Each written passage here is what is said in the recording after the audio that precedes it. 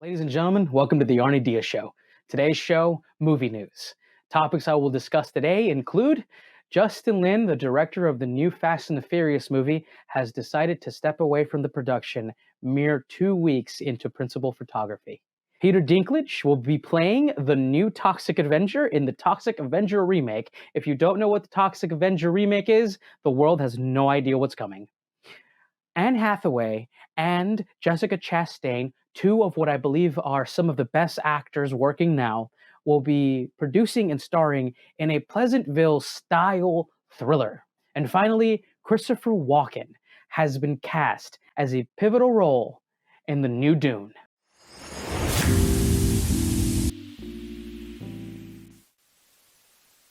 My first story I'm going to talk about is something that a lot of people are talking about all over the internet, and I'm a little late to the party, but Justin Lin, the director of the new Fast and the Furious movie, has decided to step away from production, near just 2 weeks from the beginning of principal photography. Now, Justin Lin is the person who many credit as bringing the Fast and the Furious franchise back from its Point Break reboot roots to the globe-trotting action-adventure series that it is now. He directed Fast and the Furious Tokyo Drift, Fast and Furious 4, Fast and Furious 5, 6. He stood out for the 7th one, came back for another one, and then left for number 9 to go do Star Trek Beyond, a Star Trek movie that I really enjoyed. I like Justin Lin. I think he is a very good storyteller and is able to combine action and adventure in a way that is cohesive and makes sense in a story and plot, and he gives you really endearing characters, while delivering an extremely fun movie. Him walking off the production after 2 weeks of principal photography is unheard of. This doesn't happen in the industry. He's walking away from millions of dollars, and he's also walking away from a production that he was steadily a part of until cameras started rolling. I'm going to read a summary that kind of put together many details from many sources around the internet about the situation that happened on set. On April 26, the Taiwanese-American filmmaker announced via the film's official Instagram account that he is no longer directing the 10th installment of the Fast and Furious franchise. His statement from the Instagram post: "With the support of Universal, I have made the difficult decision to step back as director of Fast 10, he wrote, also thanking his cast and crew for their support and expressing pride at helping to build the most diverse franchise in movie history." What follows now is a list of production issues and possible reasons why he left the movie. Scrapping of an important pre-secured location in Eastern Europe due to the war in Ukraine. It was getting quite late into the process of the movie getting started, and they still haven't cast one of its main villains. Also, among Lin's reported frustration was the script, which he initially thought was settled prior to filming. However, Universal and Diesel, who was also a producer on the film, had other plans and even hired a writer to polish dialogue for some of the actors. And this all coalesced on April 23rd, where Lin reportedly had a major disagreement with Diesel. During a 4-person meeting, the meeting started with Diesel discussing new notes and ended with somebody slamming a door. Universal would later note via a statement to The Hollywood Reporter that any creative differences leading to Justin Lin's exit were with the studio, not with fellow producers, cast, or crew. And what follows here is a tidbit from somebody who was on the set. This is from The Hollywood Reporter. They do not say who their source is, but they do say that they are credible and were on the set at the beginning of production. Diesel shows up late to set, he doesn't know his lines, and he shows up out of shape. Now, reportedly, Universal has decided on a replacement for Justin Lin, Louis Leterrier, who is the pioneer of the Transporter franchise, as well as the first Incredible Hulk movie, the first Hulk movie in the MCU. On Louis Leterrier, I will say, I think it's a fine choice. The fact that he directed the Transporter films gives me confidence that he will make a decent movie. I don't think it will be as story and polish and as engrossing as I think a Justin Lin movie would be, but I think he's a solid, safe choice. As far as the reason Justin Lin left the production, it seems to me that there was disagreements on many aspects of the film, and these disagreements, I believe, do stem from Vin Diesel. Now, where there is smoke, there is fire, and it has been reported many times in the past that working with Vin Diesel is not very easy. Noting his feud with The Rock, which escalated earlier this year when Vin Diesel openly asked The Rock to return to the franchise, which led to The Rock giving a statement saying that he would never return to the franchise. Now there are also statements from The Rock from a few years ago detailing that he didn't like the work ethic of some of the people working on the Fast and the Furious franchise, leading many to suspect that he was actually talking about Vin Diesel. I like Vin Diesel. I think he's a pretty good actor when he's really trying.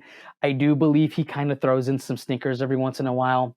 But when you're commanding a franchise as big and as successful as the Fast and the Furious, $1 billion franchise, you need to have a little bit more work ethic. Now, production has stalled, but since they've selected a new director, I'd imagine that production will begin quite soon.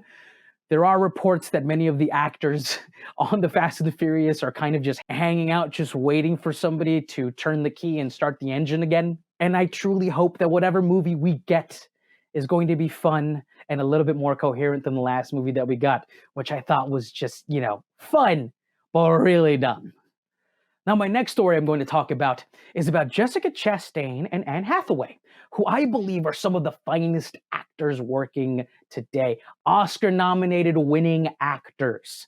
I think they both put on some incredible performances and have really brought it when they are really into a project.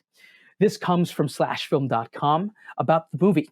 It will be entitled Mother's Instinct.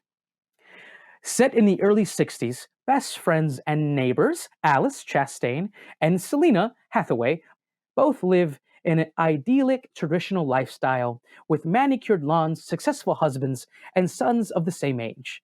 Life's perfect harmony is suddenly shattered after a tragic accident. Guilt, suspicion, and paranoia combine to unravel their sisterly bond, and a psychological battle of wills begins as the maternal instinct reveals its darker side. I am immensely excited about this project. I think bringing these two women together in this kind of thriller is going to pay off with some incredible scene chewing and some incredible performances. I like a good thriller, a good taut thriller. And both of these actors are very, very involved in the project. They're both involved as producers, which to me states that they both really want to be part of this project as well.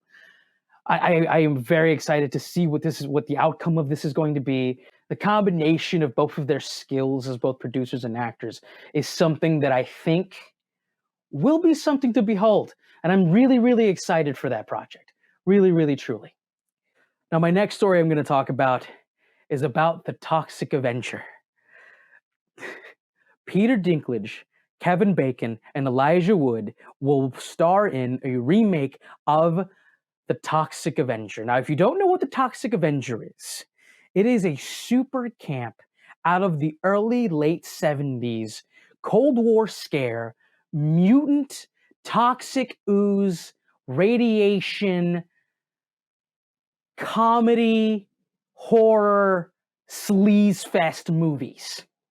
This is a midnight matinee to the nth degree type of film. The fact that Kevin Bacon, Elijah Wood, and Peter Dinklage are going to be in this movie is just crazy to me. But not only that, Peter Dinklage is going to play the Toxic Avenger.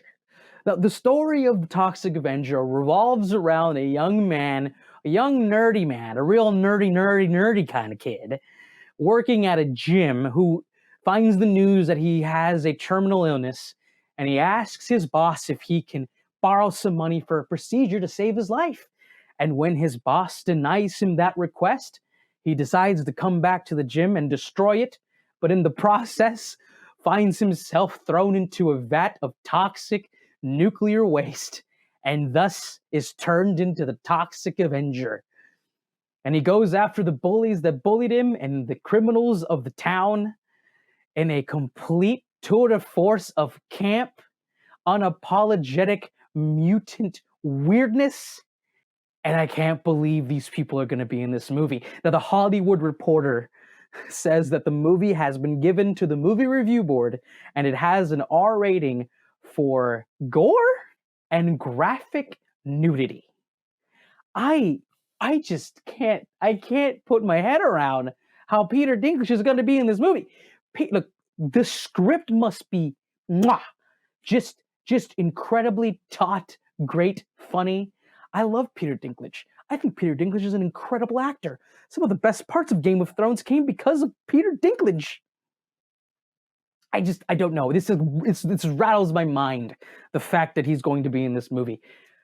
Just to kind of put a little bow on this, I'm going to read a fan review of The Toxic Avenger from its IMDb page.